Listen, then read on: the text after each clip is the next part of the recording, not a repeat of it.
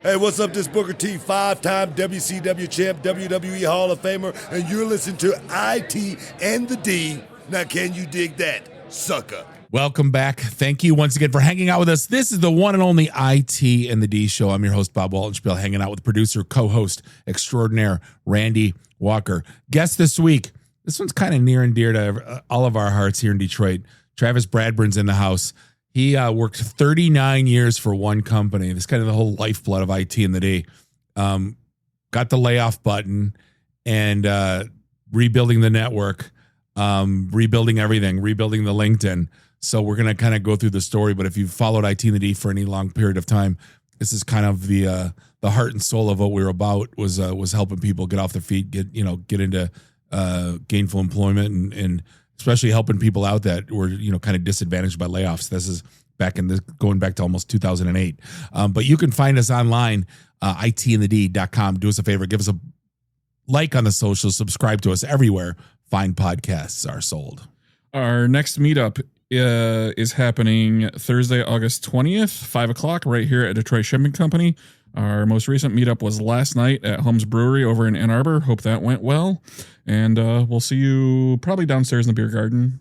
Maybe we'll see how it goes. Yeah, depending on the weather. If it's a nice day outside or if there's nothing else going on. The problem is if it's a big event, then we get blended in and then no one knows who to talk to. Yeah, so follow the signs. We'll have the signs posted. Yeah. But no speakers, no cover charge. Just a bunch of IT folks hanging out, talking shop. Don't wear ties. Don't bring your resumes. We could use some recruiters in the house. Speaking of which, you could use some recruiters in the house. Travis, how you doing?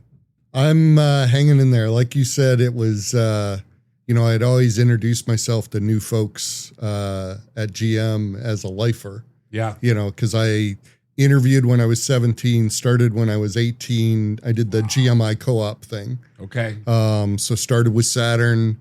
So fresh out of, high school, going to college, GMI, Kettering now, had the 3 months on, 3 months off. So you're just constant going back and forth between work and school.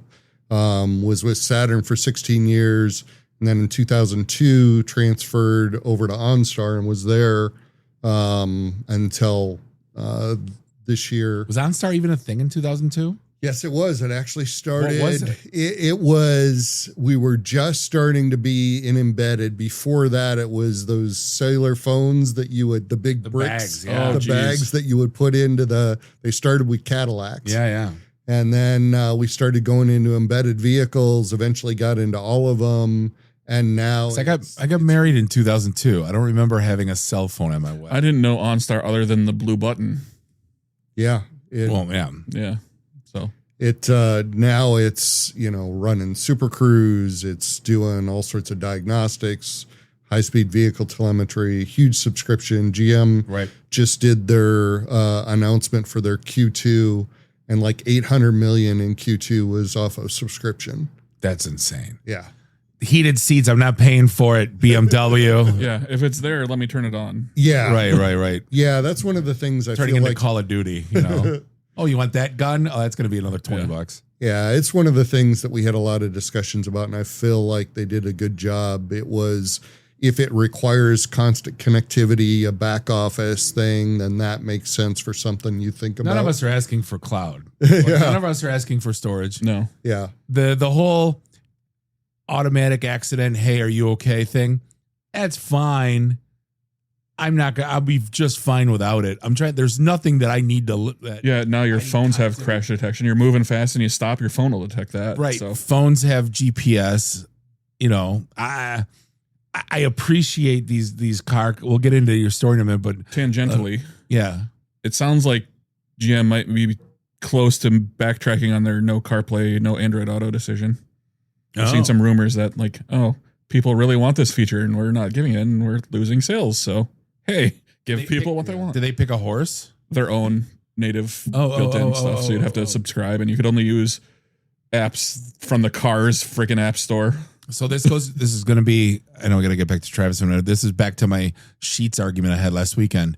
If you, somebody coming into market makes you go bad, then you need to be better. Yeah. And that's, screaming at, please don't take offense to this. I know you're at OnStar, but like if people don't want it and there's something better, then, you know, Exactly. Yeah. give a triple choice. Then what's wrong with that? Make your shit better. Yeah. Yeah. So here you are, you're 39 years in at GM and you get the pink slip. Yep. Heart sunk. Oh yeah. It was just. Well, you weren't. So a lot of people. Hold on. Let me go back. You weren't counting retirement. You're not ready. No. And you know. Yeah. It's one thing to be like, okay, I'm done. Like my buddy's a firefighter. He's like, I'm retiring in 3 months, Bobby. And I'm like, Yeah. oh my God, you did your 30 years already? Yeah. It doesn't. That world doesn't exist. I mean, the pensions died when the first stock price, when they killed all that. Or was it before that even? Yeah, but they froze them back in like around the bankruptcy time, I think. Okay. There was a lot of old timers my dad was friends with that took all of it in GM stock. And when they delisted it and reissued it, which I still considered one of the biggest crimes, white collar crimes of this century. Like people don't like to do something like that. It's I digress. But here's the thing though. You didn't you might have kept up with your LinkedIn. Did you even have a resume? A little bit. I hadn't done a resume in probably 11 years. So I'm sorry. I got a million questions because here's the thing. I always like when we coach people or tell people what to do. It's like find out everything you did that had a quantifiable business impact and keep tabs of it on your LinkedIn. That way, when it's time to write your resume, you kept those notes. Because if you get fired drastically at 3:00 on a Friday, which that happens. Yeah. You don't have all that. Don't have access to anything. So make sure as you do. So were you keeping track of the business impact you were having, the projects you were doing? I had been keeping track of it. There's some stuff that was difficult to get to, but I had enough. I'm a paper notes guy, so I had enough notebooks and everything else to be able to do that. But it's funny how sometimes you don't take your own advice. So I did a lot of mentorship. I mentored robotics teams, high school robotics teams. And so mentoring the kids, I'm like, you're not going to be able to remember everything. I'm like, start a spreadsheet, do it. Even talk to them about putting together a portfolio, like start taking pictures of the stuff you do, do a write-up of the things, that kind of stuff. And I had a lot of kids that reach back out and they're like, oh, this helps so much, for the thing. And it's like, you kick yourself when you don't take your own advice for stuff. Cause you're like, well, I'm not going to need that. Cobbler's son has no shoes. Yeah, exactly. I'm the same way. Yeah. And, as I've been doing this search, I've been looking at other people's and some of the people I've interviewed with and stuff. And I looked at their LinkedIn and I'm like, his is a portfolio. Like he's got every project he was on, what awards it got, all of that stuff. And I'm like, that is nice. I did not do that. I got a little quarterly award. Yeah. Where I'll be damned if I'm not putting that on LinkedIn. Yeah. You know what I mean? My boss kind of laughed. He goes, well, and I'm like, no, I'm putting that up. You know, get a Q3 award. I'm like, all day. It's a US one. It's not even a regional one. So I'm wearing that. How network wise outside, because we got connected through a mutual friend that worked with you. Yeah. Outside of that, were you outside of work, were you building a network? Like tech vendors or anybody for that matter? I mean, I had a network. I'm sure you had friends, but you know what I'm saying? Purposeful network. Yeah. I think I didn't do great on the purposeful network. I had network in the different vendors that we use, things like that, right? Yeah. The people for that. But even some of the customer advisory boards that I was on and some of the other things, right? I don't think I nurtured those as much as, you would recommend people do. Right. And as I've been listening to the stuff you guys are doing and some of the other stuff, I'm like, okay, now if I just had my Mr. Peabody Wayback Machine and could go back. No, you can't. You can't. There's no, none of us have any regrets because there's a lot of times where I could have done something differently and you can't look back at that. Yeah. You just have to, you're here now, the best time to start networking was a few years ago. The second best time is now. Is today. So that's one of the things. When we were guest speakers for Michigan Shifting Gears. Okay. So this was during the probably 9 through 13, when a lot of the people, the economic downturn was going on. Room was full of 40-year-olds that were working for the same company for 20 years. Yeah. And they're like, I don't know what anything is. Yeah. So here's my thing is it's almost like, it's almost the same as you were married for 30 years and now you're newly single and now everyone wants to fix you up with their cousin Betty. Yeah. And you're like, enough already. But like, I can't imagine how many people like are coming out of the woodwork to give you advice. Oh yeah. How I know there's people you trust and people you kind of are acquainted with, but how do you take that all in and kind of, are you just doing all of it? Because I mean, I'm being careful on doing all of it because a lot of it's contradictory, right? One 100%. person will tell you, hey, you should do this. Another person will that's say, bullshit. no, Yeah. Whatever you do, don't do that. Don't look at LinkedIn, be on LinkedIn. Just don't go to the bar. Don't go online. Yeah. Go to church. Yeah. Well, what do I do? Yep. And so kind of doing research on what stuff works. And even that now with the viral content and other things, like everybody's got their own, hey, I'm a recruiting expert, follow mine, $27.95 and you can have the template that'll get you the job. And so that was a thing when we were speaking, and my joke was, they go, what's the best resume? And I go, the one that gets you a job. Exactly. And the whole and there was a resume writer that spoke before us. Oh man. And I basically ruined their existence. And I just sat in front. I go, listen, I got a job without networking. That was a time where you could do it. Yeah. With Hewlett Packard with a Microsoft Word template. But I went over and above and I wrote a 30, 60, 90 plan and I brought something to the table that they might not have known. And I was relentless in my follow-up. Yeah. And it was someone I didn't know and I got hired. The advice that I would love for there to be an arbiter, because we see way too many people like resume writing services that make money doing it. I've seen I'm not going to call out the college, but like the resume writing services for the colleges. And I'm like, what are they making you do? This is so much no.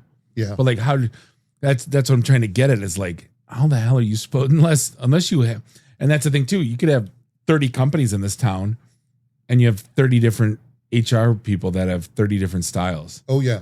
And so like, how the hell do you make sense of it? Well, and even if you can get past the ATS, right? The applicant tracking systems, we're seeing news reports on how what it'll do is it'll score you the first time.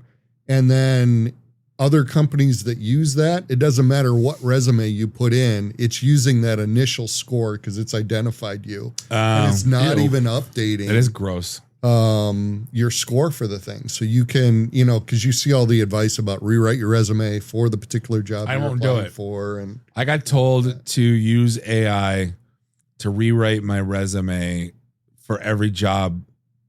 I'm like, absolutely not. Yeah. To me, that was no different than having Randy write my resume. And then he's using he's using proper M dashes and big words. Yeah. And I don't, you know what I mean? Because he writes in really good English. I don't. I never wanted anyone to call me out on it or at least question me. And, I wanted it to be my story, period. Yeah. It's tough though, when you have these things now we're like, nope, you need to rewrite it to match the keywords for that. And which brings me back to like networking, but like, how do you, I don't necessarily have the answer. I'm just curious. How do you get started? How did you get started? Obviously you called everybody. Yeah. I just started, messaging people. One of my good friends had me over and he's like, okay, let's just start brainstorming who we know, put down names, contact them, those kind of things. So started that for some of the things. And that helps, to get your kind of resume in front of certain people, if you can get the right ones. But that's what I started doing, is just like contacting people, going through. But that's the other thing. I had never had, and this is a big mistake that I now tell people not to make, and I'm sure you wouldn't have, but like I had never had a personal cell phone.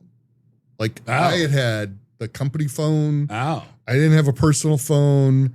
So like when the company phone went, like some of those contacts went. Like so I immediately went and got a personal phone. Yeah. Tried to move the contacts over, but I got a text from somebody and they're like, "Hey, hope you're doing okay." And I'm like, who is this? New phone. New phone. Who dis? Yeah.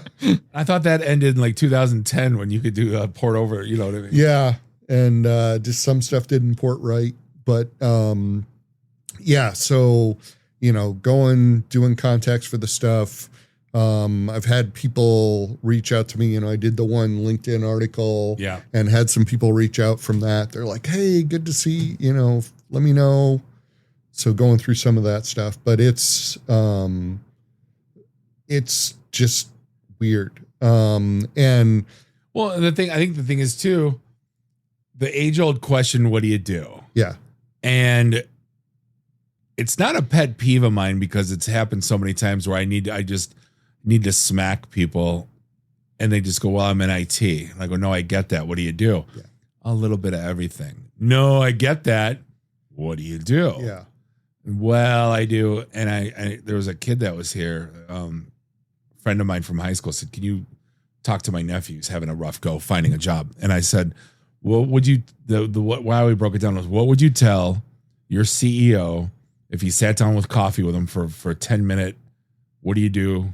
What do you do here?" Yep. "What would you tell him are your three biggest accomplishments over the past year?" And he was boom, boom, boom, rattled this off. I go, "That's what you do." Yep. You see how your eyes lit up? Yeah. You were all wishy-washy. "I don't know," in the beginning. And when you really got to it, you got the eye, the beast eyes. You know what I mean? And that's kind of my thing. If I could just scream at every kid coming out of college, going, "Hey, I got a general IT degree. I'm in love with cybersecurity, and I started dabbing around with this, and I play, you know, I got this lab thing at home, and oh my God, I'm like," and start just getting fired up about stuff. Yeah. So like I'm going to throw it back at you. Like, you know, you did a lot of stuff. Yeah. Like, what's your messaging?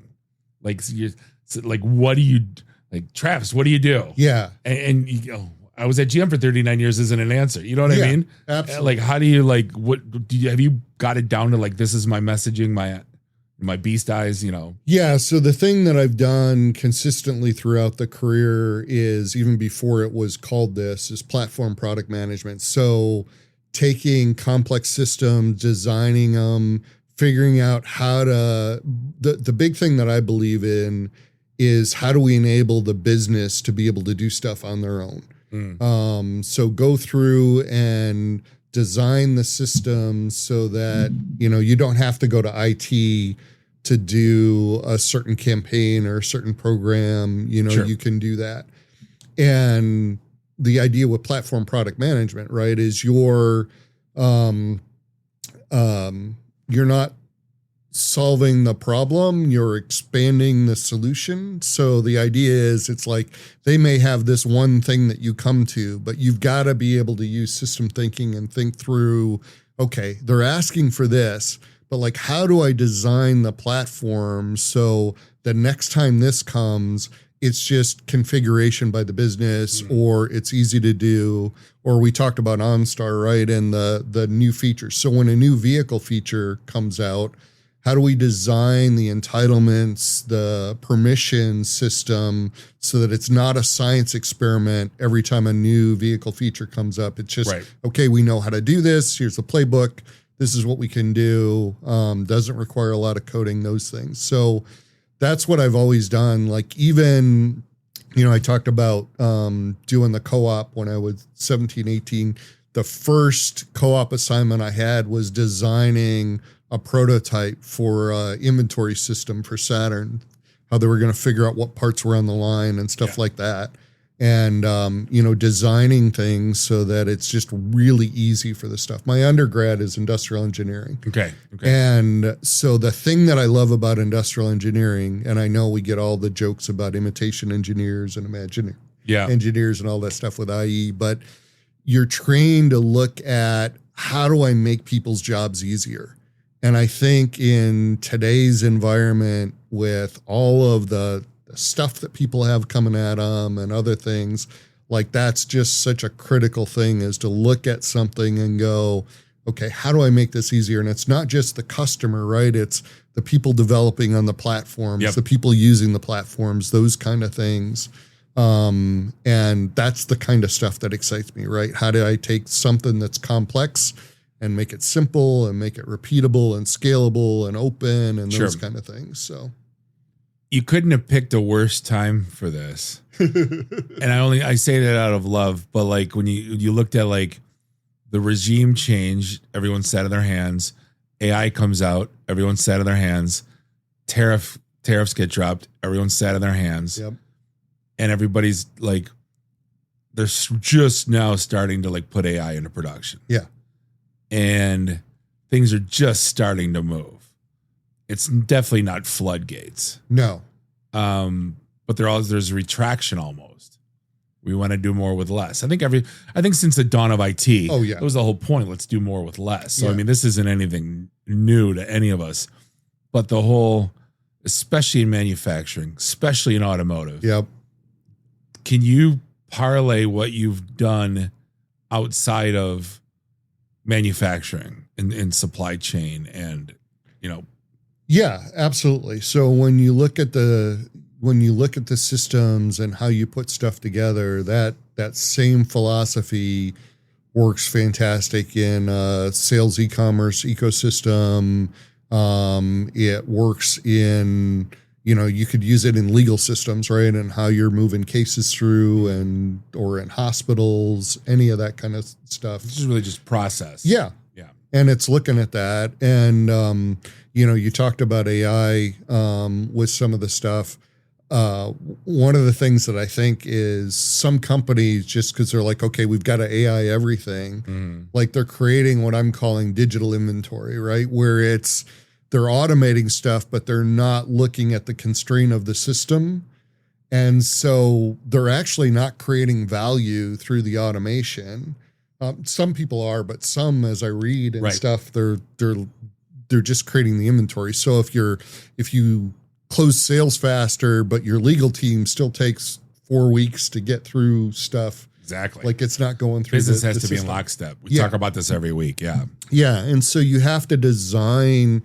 I think we're going to be seeing people designing operating models for how you utilize AI for some of the stuff. As people start paying for tokens more and more, I think that's going to be a big thing.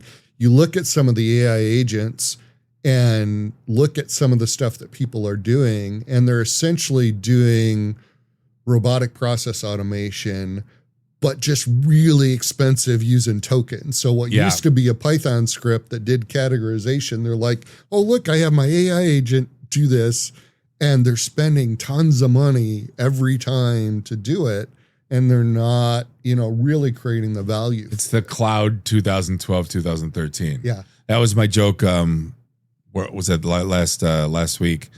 I was basically just wait like a year, 2 years. There's going to be the companies that are going to help you decipher your token bill. Yeah. Just like, the cloud bill companies came out. And they'll just use AI to do it. Analyze this. And they'll use it. Yeah. You're not wrong.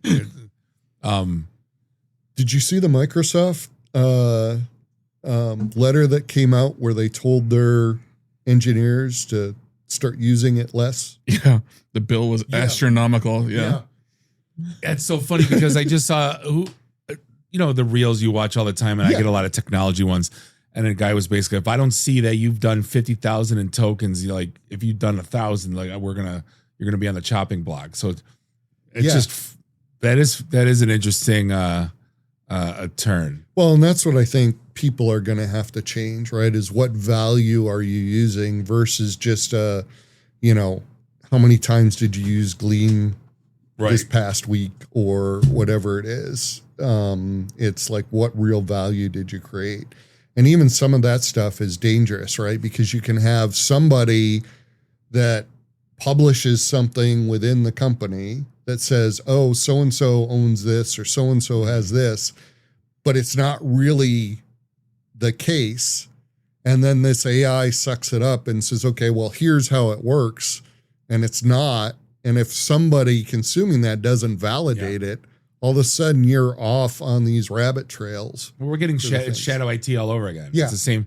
Like, remember there was companies that would look for rogue APs under people's desks because they didn't have the coverage for wireless at one point. That was a thing. And then there was, AWS on a credit card. That was everywhere. Oh, yeah. And so now you're seeing I'm Claude on a credit card. You know what I mean? Opus, whatever.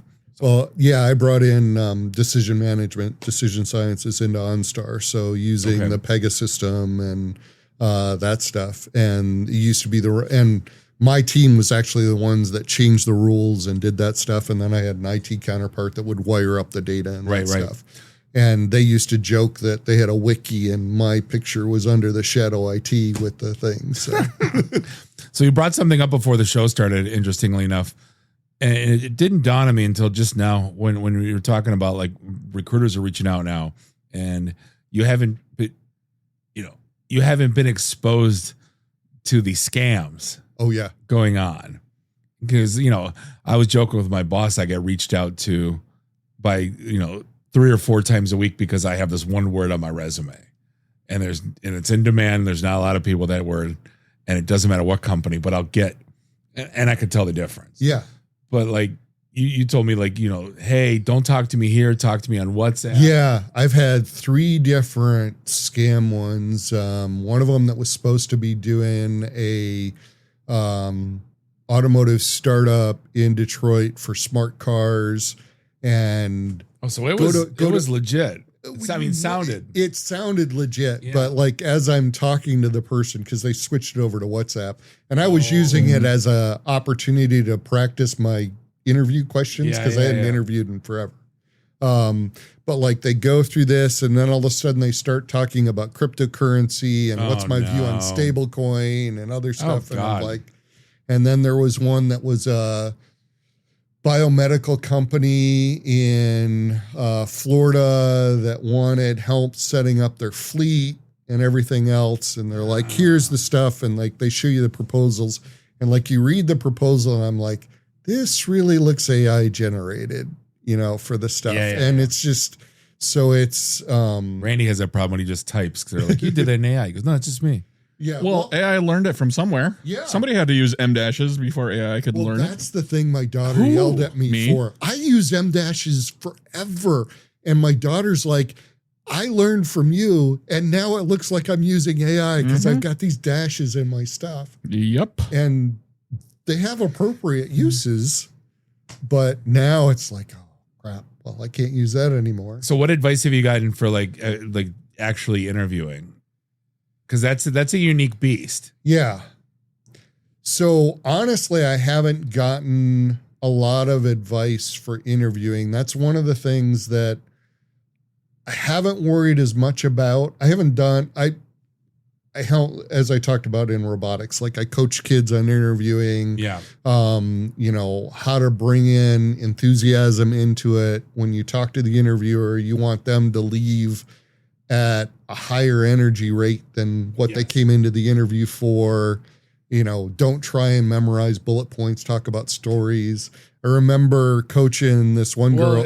There's certain, I mean, that we'll get back to that. But the stories thing, like I got coached from the internal recruiter at this company, not a generic recruiter. Yeah. That they wanted, it was basically tell me about a time when. Yeah.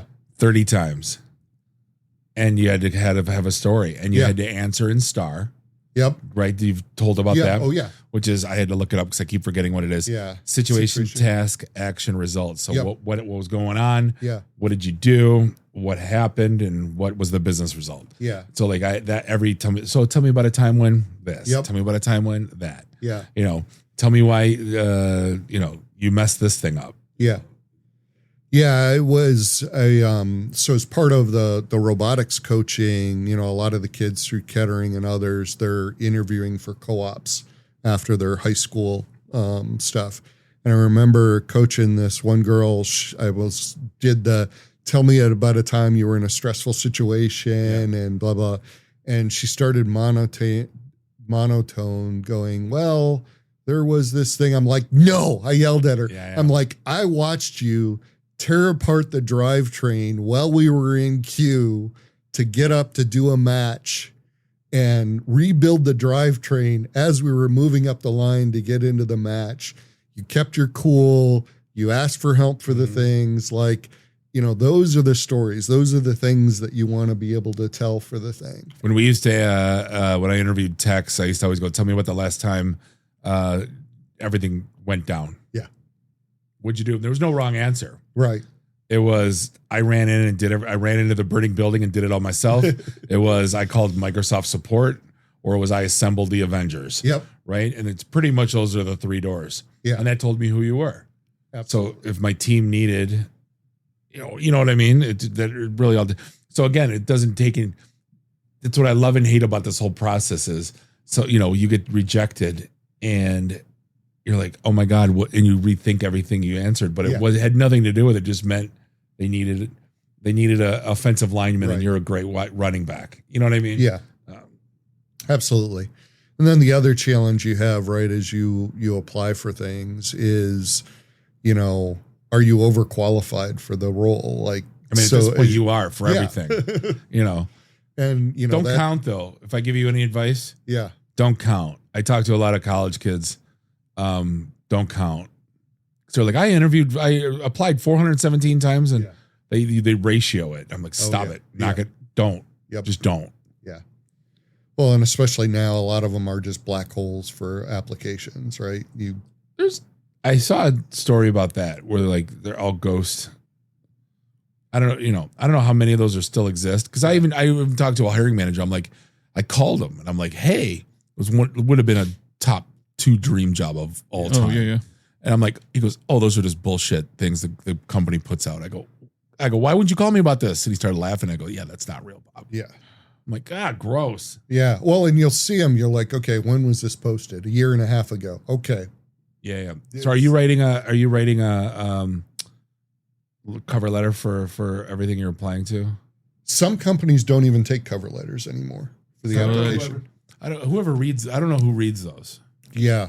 I've never sent. Here's my resume. Now let me rewrite it in paragraph form for you to throw away. I try to not do that for the cover letters that I've done. I try and not restate the resume. Yeah. I try to look at more of what's the particular thing that this job looks like it's going for, and just a small paragraph on, you know, how I've done it in the past and what I think I can do for the particular thing. And they may never read it. I don't know. But part of it, I like writing. It's one of the things that I'm taking the opportunity now to spend. Yeah. So part of it just helps me kind of frame my, you know, why this company, why do I want to do that? Right. You know, why this versus that. So, you know, some of it I'm just taking as an opportunity for kind of self-reflection, self-improvement type stuff. Are you in the 500 yet? Do you think? I think I'm probably close to that. Okay. Not to do math. I know we told you don't do the math, but like out of that, have you gotten 20 callbacks? No, it's not even that high. Okay. It's probably more in the, I mean, legit. The legit callbacks are probably more in the 10. Wow. For the thing. Yeah. A lot of them are just like, we'll contact you if we think there's a fit for the stuff. And then you just never hear anything for, you know, I've had some where they're like, okay, we don't think you're a fit for this, but we think you'd be great for the company. We're going to look for things in the company. And then it's kind of funny. A waiting game. My buddy who's your age, our age, same thing, but he was with one of the big 3 clouds, was part of a RIF, had 17 engineer certifications, and he was back rowing in 2 weeks, with 5 offers, you know, from pretty good companies. Yeah. You know, and it's just like, there's one of these things like education's one thing, certifications is another. Yeah. You know, your network's another, but like, you know, that's some of the, when you and I had talked earlier, some of the advice you'd given me is going for the certifications for the stuff. So that's what I've been doing, is going through Anthropic and some of the other ones to do some of the AI certifications they have. I'm trying to get the AI certs from Microsoft. not written for guys like me. Oh, I know. I got my cloud cert from them mm-hmm. after my third try. I've tried twice now in the AI, and I'll get like 680. Is it practical or just knowledge? It's just knowledge. I can't explain it. It'd be one thing. 700's passing. I've gotten 660 and 680. You're close. The first time I didn't study. Second time I studied. Yeah. So anyway, just saying that they're not easy. No, and then there's certifications that you had that you let expire over the years that now you're kicking yourself. Like I used to have the PMP certification. Okay, I did that forever ago. Get it back. And and it's like, crap, now I got to take that test again. But they're just things that you got to do, right? Some of the stuff. So the AI certifications are interesting to me, just for the simple fact of in 2 weeks it's doesn't work. Well, Anthropic even says that in theirs. They're like, this certification's only good for 1 year because the technology changes so fast that it's. Right. And I'm like, it's not going to last a year, right? Like, but part of it's just I think, showing that you value learning and that like you're taking the effort to do those for the things. What was it? Was it Sylvester Stallone? He goes, when the kid was complaining about his degree, and he goes, it's not that you studied that, it's that you had a task and you completed it on time and properly. Yeah. You know what I mean? That's way more than, how many biology degrees are in the IT field today in this town. I would suffice to say it's there. Would you say 25% of the IT people in this town are like biochem? I don't know. I've met so many biology degrees. Yeah. Like it's almost laughable at this point. Like how many people in this room are biology degrees? You're like half of us. Well, some of the certifications. So my son's a gearhead. He loves working on cars. He's going to U of M Flint for system automation. Okay. For the stuff for engineering, but he's always working on cars and everything. And now he's working at one of the auto shops in town. And he went to do his certification for brakes and for engine maintenance. Mm-hmm. And he called me afterwards. He's like, Dad, it's the strangest thing. Like you need 70% to pass. Yeah. As soon as you hit 70%, you go to Secretary of State to take it. It kicks you out of the exam. Oh. It's like, okay, you've got enough to pass. You're done. And he's like, that's good on that. He's like, boom. So he was done with both of them like really quick. Not to sidebar. I keep hearing like mechanic is like the worst job to get into right now because of this whole, when we're having Jackie Let's back from Right to Work Coalition. But like, basically it's software. It's no different. My dad and uncles were all tool and die makers. Yeah. My cousins all, a bunch of them are tool and die makers. They're like, they're coders almost right now. They're like, we're hands off. Well, and some of them, it depends on the age of the vehicle. Yeah. So the stuff my son works on is older for some of the things, but like he does brakes on all our vehicles, but couldn't do brakes on my wife's Subaru that she had because you need a special program and tool to be able to unlock the parking brake and that thing. So, it is getting absolutely crazy. And you think about what happens when some of these dashboards go and the other thing, like what's it going to take to replace Grandpa's refrigerator's still going, and my Samsung shit the bed after 5 years. Yeah. Oh, I've heard nothing but horror stories about Samsung fridges. I did too. Yeah, but like you think about it, all the like, and then what's funny? Have you shopped for appliances lately? Oh yeah. There's it's expensive. Yeah, and they make non-electric ones now, and they're like Grandpa's washing machine, and it's like $1,000 more than like the LG. Oh yeah, crazy. But it's like the thing will probably last 30 years. That's true. Yeah. You know what I mean? So, but getting away from all that. Yeah. Less buttons, less control panels, right. all of that. So have you gone down the route of like the traditional recruiter from like XYZ agency that's all they do? I haven't, because back to your mixed signals. Yeah. On it. Like I read some stuff and they're like, don't reach out to these recruiters. Like you can't just go straight to them. You gotta like build this network and you can go relationship. You can go straight to them. Yeah, but you gotta be a perfect 10. Right. Right. It's kind of like, if I go up to a girl at the bar, she's gonna, scoff at me. But if Brad Pitt goes up, he's in. You know what I'm saying? It's like, not again. Sorry for the bad analogies. It's just how I think. If you have what they're trying to place, you are at the top of their list, Right. Because they get paid when you get gainfully employed. Yep. So I mean, And then luckily, or hopefully afterwards, after you get hired, then they take you out to dinner with a little bit of their bonus. Okay. they never do that. Emily did for me. Did she? Yeah. That's Wow. We went to Mabel Gray. what She made bank on me, I think. I was gonna say. I barely got a beer from half the recruiters at our events. Once in a while, Bayermeister will buy me a beer. Yeah. No, Emily had to have made bank on me. I don't know the exact numbers, but yeah, we went to Mabel Gray, did like 2 tasting menus, a bunch of cocktails. Wow. Nice. See what you're But that Yeah. was what, 2016. So Yeah. I think what's the rates? 30% your first year I have no idea. after your 12 months is up? I don't know. Maybe she just wanted good food. Maybe. Yeah. I'll Don't have to do that. flood them. Okay. Like there's probably, I would say 20, what would you say? 20, 30 in this town? Yeah. The Brook Sources, the Vacos, the Yeah. Blue chip. And, Blue Chips. Arrow. Yeah. There's all those kind of those company names, and they all have job boards. If you want to, when we're out of here, I'll steer you to That'd be great. like the top 20. I know, like, it's funny because they don't come out to the events anymore because the people that they're trying to recruit aren't out looking at events. They're Right. out, they're sitting in a seat. Yeah. So that's how we knew to not do the pink slip parties. I'd love to bring those back, but like, it's just a different world right now. Oh yeah. Absolutely. I was talking to a bartender in Milwaukee, and I was like, she was something about, who is this? Who are you guys? There's like 100 of us and I go, oh, you totally should be a sales rep. She goes, you got bartender's wit. It's like 90% of it. Then you just got to, be technical and resilient.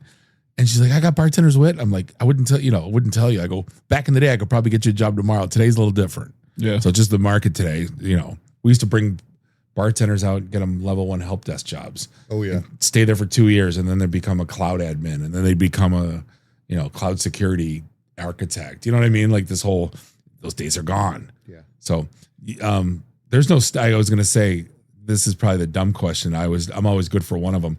Like you can't start over. Like all of a sudden you're like, hey, I want to be a cloud architect. I would just brought that up, and you're like, just kind of pivot and. Yeah, I've thought about that because, as you said, I'm not ready to retire and I still have stuff. But, asking that, do I want to start over from scratch kind of thing versus leverage the stuff that I've loved doing so much. I mean, part of that for me is, getting back in the space with the platforms and those of something that just, doesn't feel like work because it's just so fun to solve those problems and do that kind of stuff. So I haven't said the only reason I was bringing that up is we just had an industry event. Yeah. And, in the IT field, like having tribal knowledge of factory floor and supply chain is invaluable for implementing we're doing agents on factory floor now and at day job. And it's cool because, it's been an ignored area. Yeah. So I'm just saying, if you can bring some of that tribal knowledge and, some newer technology, I'm just trying to not saying think outside the box a little bit, but there's, we've seen it before. Like, hey, this person's got, 40 years at whatever company, and now they're coming on board because they were technical, and they're helping us shape this. And we're like, oh wow, that's awesome. Yeah, that is an interesting thing. Like my last role at Saturn, I was the lead industrial engineer for the new L850 powertrain that we brought in Spring Hill. And, that was just a really interesting experience because there was 3 of those. So there was one in Tonawanda, New York, one in Kaiserslautern, Germany, and then we were the 3rd one that they were putting up. So I got to go to each of them and see how they had put theirs together and kind of do ours a little different, learn from each of them for the things. And that was, but back then Saturn had a different relationship, right, with the union and how it was doing. Like it was we had a memorandum of agreement that was like this really small, very few page document. I was a line supervisor for 3 years, and like I could be on the line with the guys, helping put stuff together. Right. And like, nobody was like, he's on the line doing stuff. It was, just how we worked together. Yeah. And I learned so much from some of those guys and ladies there. Part of it was being a young kid, learning how much I didn't know. Sure. Because when you're young, you think you know way more than you know. I got two college daughters, and trust me. I'll end on this. What's your take on about a month ago, I drove in a Waymo for the first time in San Francisco. And the first 3 days, I'm like, you couldn't catch me dead in one of those. And then by the fourth day, I'm like, it was a euphoric. It was awesome. Yeah. What's your take on it? Have you driven in one yet? And So I've ridden in one. The results that they're bringing back on it, and you always got to watch some of the data, but they're like safer than, regular people driving, when you look at the overall miles driven and those kind of things. See how my brain goes. I don't know how yours goes when you were in it. All I kept thinking about is, and I'm not even a coder, but the way my brain was thinking was decision tree. And I'm like, what is it? Like, what is going on right now? Yeah. Right. And especially there was the time where we had to make a left without a light, and there was traffic, no traffic. There was trolleys rolling through. There was Lime scooters whipping, and there was 1,000 pedestrians. Yep. Because it was a big conference. Yeah. And I'm like, how in the blue hell is this thing getting through this? Yeah. And one of them, we saw one sat at a red light for 4 red lights because there was too much. Right. And it just basically gave up. Yeah. But when you say they're safe, this thing was clean. Like the whole every drive there was 500 of them, I think, in downtown. Yeah. San Francisco at the time. I think the worst thing was that it took off with someone's luggage in the back. Oh, and so yeah. I think now you have So there's a new decision tree, right? Right. But now you have to push the button and tell it you're ready to go for it to go. Because I was going to the airport. Yeah. And one of the executives was like, hey, let's get in a Waymo. And I'm like, for you, yeah, I'll go in. And I had all my luggage. I'm like, oh my God, that thing takes off. I'm dead. Yeah. I think, it's all companies are going slow for some of the stuff, and they keep iterating. But I really see a lot more going that direction. Even in personal vehicles, when you look at Super Cruise or Blue Cruise or, some of the stuff Tesla has for it. What happens to the car insurance industry though? It's gone. Yeah. It's gone. What happens to to speeding tickets and DUIs is the lifeblood of Royal Oak.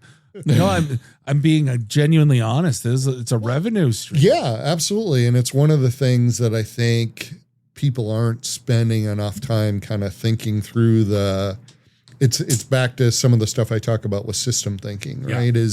Is looking at what are the cause and effects that go through, and okay, if this is really good, what does it mean? So there's that you talk about where, okay, now I'm not doing speeding tickets or DUIs, but then there's also all of these like elderly that are kind of locked in now. And if you think about the money that they could spend if they could have a vehicle, pick them up and take them to dinner. My mom, who's almost, I think she's 84, 85, and born in 44. So what would that make her? Of 82. She was like, one of the guys from the German club says that Elon Musk is going to sell me an old senior citizen's $12,000 car. So I have to look it up. I'm like, Ma, it's a subscription. I go, you already hate your, like she got thrusted into needing a smartphone. I'm like, oh yeah. You are not going to go to Kroger and then hit it to pick you up again and then sit there for 10 minutes. I go, you're going to hate, no. Yeah. It's one thing if you live in downtown Chicago and you're in the city and it's not a Detroit thing. Yeah. Well, and then you think about when you do have the autonomous, what does that change inside the vehicle? Like now, what are other services that you can bring in that you can now use that commute time? Do you want to smell fresh apple pie? It's going to be $1. Vending machines in the dashboard. Maybe in a pinch. Yeah. Gaming. Would that be? Yeah, no, exactly. Speaking of that, There's a glitch. The controller's starting to control the car now when you crash into the. my daughter works at a bar in Hall Road, shall remain nameless, that has the tablets on the, it's a chain. I hate those It's a good things. chain. I didn't know. All of a sudden I'm playing one of the stupid trivia games. And that costs you $5.99. I think it was $2.99. And I'm like, there goes your tip to my daughter's our waitress. But I'm like, why would they do that? I go, that does not, it's very discreet Yeah. than what Oh, that man. charges. Yep. I'm like, give that for free. Some of them are crazy, like HP's ink subscription for some of the yeah. stuff. Like I had my card expire and they locked the printer down. Like you couldn't even make a copy of anything until you updated it. I'm like, okay, I need to find a different printer. Travis, I wish you the best of luck. I appreciate it. Keep in touch. I have some more intros I need to make for you. So let's holler end of the week or next week. I'm not traveling for a couple weeks. So Okay. yeah, I mean, Well, I appreciate the time. appreciate you telling the story. You're not alone. Yep. I think sometimes you'll probably feel like that way, but just we'll try to get the word out. Travis Bradburn at LinkedIn. Yep. Your LinkedIn's solid. I would have told you to fix it, but you did a good job on it. So, but I wish you nothing but the best. Thank you. So- I appreciate talking to you both. Yeah. With that being said, we're going to wrap up this episode of the IT and the D Show. On behalf of Bob and Randy, do us a favor, drink up your drinks, get your phone numbers. You don't got to go home. You just got to get the hell out of here. See you next week. Drive careful. Beat it.